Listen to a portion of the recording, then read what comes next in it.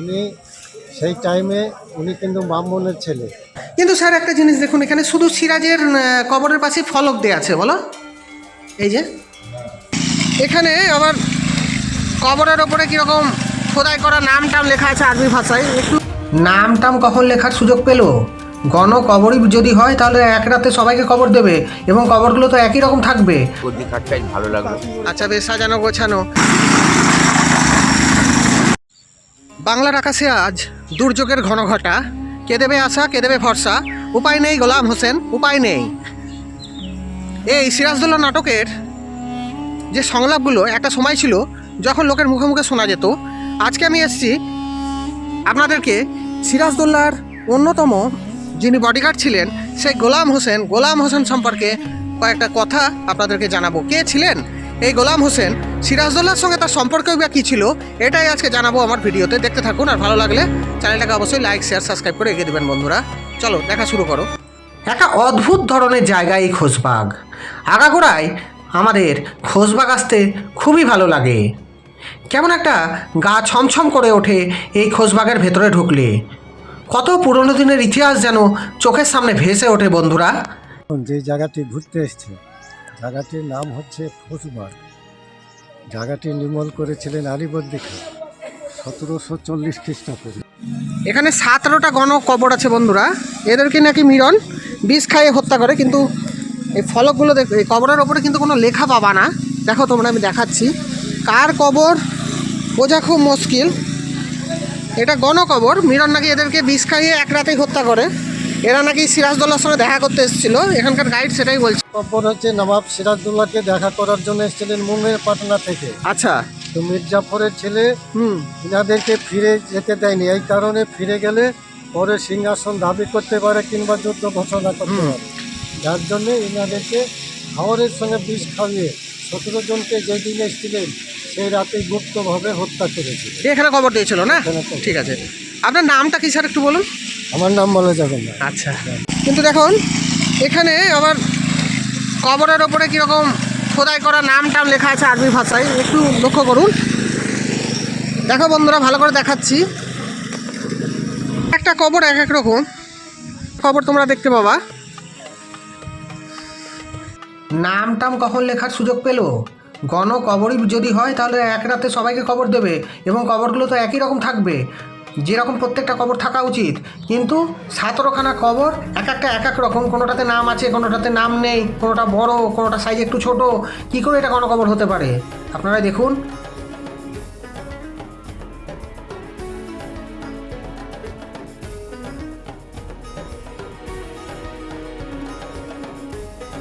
আচ্ছা, এখানে 3টে কবর আপনাদেরকে দেখাচ্ছি।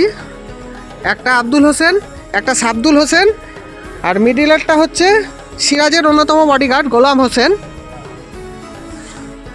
গোলাম হোসেন সম্পর্কে দু একটা কথা বলুন স্যার। গোলাম হোসেন সম্পর্কে দু একটা কথা বলে দেন। গোলাম হোসেন ওনার প্রো বডিগার্ড ছিলেন। আচ্ছা, উনি সেই টাইমে উনি কিন্তু ব্রাহ্মণের ছেলে। আচ্ছা পরে সিরাজের বডিগার্ড হয়ে সিরাজ ওনার নামটা রেখেছিলেন গোলাম হোসেন। আচ্ছা আচ্ছা, এনার কি মানে ইয়ে বডিগার্ড বডিগার্ড মানে এটার গল্প আছে তো একটা নাকি? গল্প আর কি গল্প আছে? ইনি নাকি সিরাজকে ভগবান গলায় তুলে দিয়েছিলেন এরকম। ওগুলো একটু, ইনি নাকি ওই সিরাজ যখন পলাশির যুদ্ধে হেরে যান তখন নাকি ভগবান গলায় যে নৌকায়, না না না, ধরিয়ে দিয়েছিলেন তো দান সব। ও, এনার সঙ্গে কোনো সাথ নেই না? আচ্ছা আচ্ছা আচ্ছা আচ্ছা আচ্ছা আচ্ছা। এতক্ষণ ধরে এখানকার গাইড যা যা বললো আপনাদেরকে তো শোনালাম। এবার শুনুন আমার কথা। গোলাম হোসেন নামে নবাবের কোনো দেহরক্ষী ছিল না বন্ধুরা। তবে যেটা ছিল সেটা হলো বিভিন্ন বই ঘেটে যা তথ্য আমরা পেলাম, এখানে গোলাম নামে 3জন ব্যক্তির কথা বলা হয়েছে। প্রথমজন গোলাম হচ্ছেন রিয়াজুস সালাতিনের লেখক গোলাম হোসেন সেলিম। তিনি ছিলেন একজন তখনকার বিখ্যাত ঐতিহাসিক। তার বিখ্যাত গ্রন্থ রিয়াজুস সালাতিন থেকে জানা যায় যে বাংলায় মুসলিম শাসনের যে প্রথম ভিতটা ছিল খুবই শক্ত।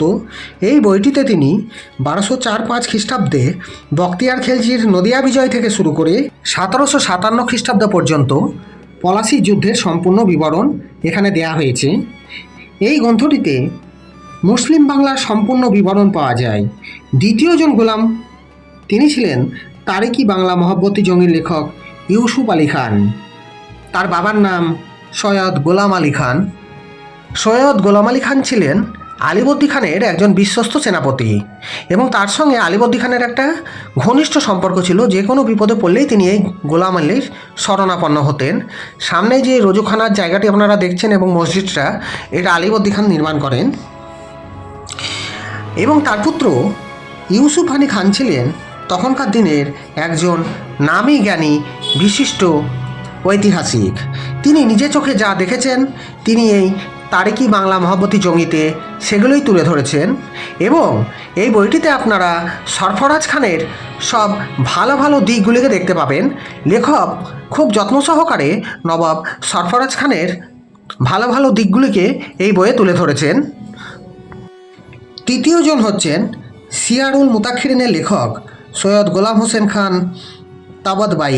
1780 খ্রিস্টাব্দে এই গ্রন্থটি তিনি রচনা করেন। লেখক ছিলেন সৌদি বংশোদ্ভূত। তার বাবার নাম সৈয়দ হেদায়ত আলী খান এবং তিনি নবাব আলীবর্দী খানের এক বোনকে বিয়ে করেন। তারই সন্তান হচ্ছেন গোলাম হোসেন, যার জন্ম হয় দিল্লিতে। এবং আপনারা জানলে অবাক হবেন, এই বছরই নবাব সিরাজদৌল্লার জন্ম। সেই সূত্রে তারা দুজনেই হচ্ছে খালাতো ভাই। জাতীয়তাবাদী হিসাবে নবাব সিরাজদৌল্লা ছিলেন একজন প্রকৃত দেশনায়ক। নবাব সিরাজদৌল্লাকে চেনা যায় একবার তার নিজের জীবনের মধ্যে দিয়ে, আরেকবার 20 শতকের দিকে গিরিশ ঘোষের নাটক সিরাজদৌল্লায়, আর একবার শেষের দিকে তিনি বেঁচে উঠেছিলেন চলচ্চিত্র বা সিনেমার জন্য। সিরাজদৌল্লাকে নিয়ে প্রথম নাটক লিখেছিলেন নাট্যকার গিরিশচন্দ্র ঘোষ। বঙ্গভঙ্গ আন্দোলনের সময় 1906 সালে এই নাটকটি প্রকাশিত হয়। খুবই জনপ্রিয় এই নাটকটি সমাজের বিভিন্ন দিকটিকে তিনি খুব সুন্দরভাবে এই নাটকে তুলে ধরেছিলেন।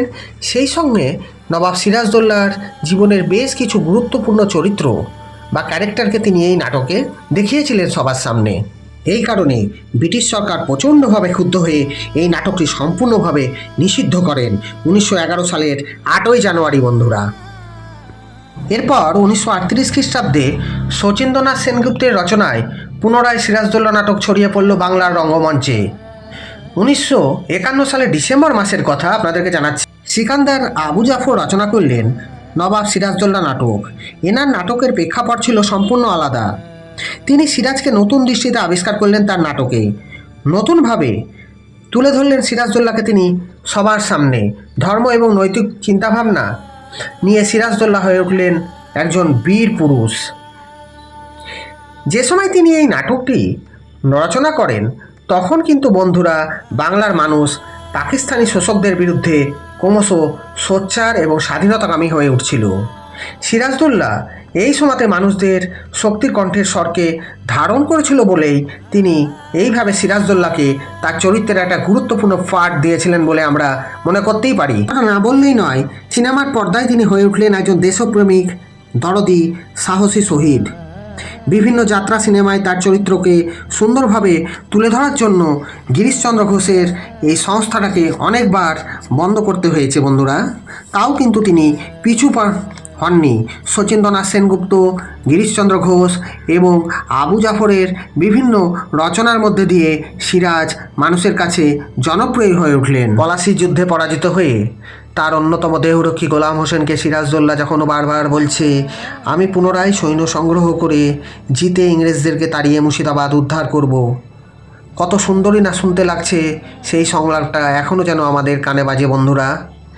শচীন্দ্রনাথ সেনগুপ্ত, গিরিশচন্দ্র ঘোষ, আবু জাফর প্রভৃতি বিশিষ্ট ব্যক্তিত্বরা তাদের নাটক, সিনেমা ইত্যাদির মধ্যে দিয়ে এত সুন্দর একটা সংলাপ তৈরি করে সাধারণ মানুষের সামনে তুলে ধরেছিলেন, যার ভাষা সত্যিই আজ আমাদের কাছে নেই। তা এখানে আমার একটা বক্তব্য, নাট্যকাররা কি শুধু নাটকটাকে স্ট্রং করার জন্যই গোলাম হোসেন নামে একটা চরিত্র সৃষ্টি করেছিলেন? তখনকার দিনের বিশিষ্ট 3 জন ঐতিহাসিক, তাদের বর্ণনা আপনাদের সামনে করেছি। এই রকম কোনো গোলাম হোসেন নবাবের দেহরক্ষী ছিল কিনা জানা যায়। খান আতাউর রহমান পরিচালিত, আনোয়ার হোসেন অভিনীত নবাব সিরাজদৌল্লা চরিত্রটি একটা গুরুত্বপূর্ণ মাত্রা পেয়েছিল সেই সময় 1967 সাল নাগাদ। দর্শকদের চোখে সিরাজদৌল্লার যেন একটা বিশ্বস্ত প্রতীক হয়ে উঠলেন এই গোলাম হোসেন। লোককথা ও গাইডদের গল্পে চরিত্রটা বাস্তবের মতোই প্রচারিত হতে থাকলো। মানুষের মুখে মুখে এই সংলাপটা উপায় নেই গোলাম হোসেন একটি প্রবাদ বাক্যে পরিণত হলো। জাতীয়তাবাদী আন্দোলনের আবহে সিরাজকে যেমন বীর শহীদ হিসাবে দাঁড় করানো হয়, তেমনি গোলাম হোসেন তার অপর চরিত্র ছিল, এ কথা আমরা মনে করতেই পারি। কিন্তু বাস্তবের দিকে যদি আপনারা একটু বিচার করেন, তাহলে তখনকার দিনের কোনো ইতিহাস বই বা এখনকার ইতিহাস বই ঘেটেও আমরা গোলাম হোসেনের সন্ধান পাইনি।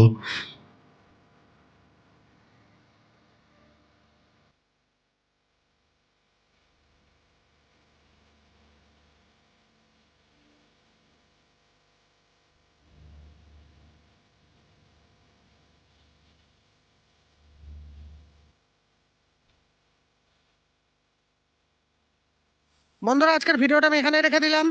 কেমন হয়েছে জানাবেন। অবশ্যই অবশ্যই একটু কমেন্ট করে জানালে আমারও ভালো লাগবে। বিভিন্ন বইয়ের মাধ্যমে এবং বেশ কিছু তথ্য বাইরের থেকে সংগ্রহ করে আমি এই ভিডিওটা তৈরি করেছি। আশা করি আপনাদের ভালোই লাগবে। আর যদি ভালো মনে হয় তাহলে চ্যানেলটাকে একটু সাবস্ক্রিপশান করে দিয়ে শেয়ার করবেন ভিডিওটাকে এবং এই চ্যানেলের সঙ্গে থাকবেন। খুব তাড়াতাড়ি আবার এই চ্যানেলে একটা নতুন ভিডিও আসছে। ওকে, টাটা।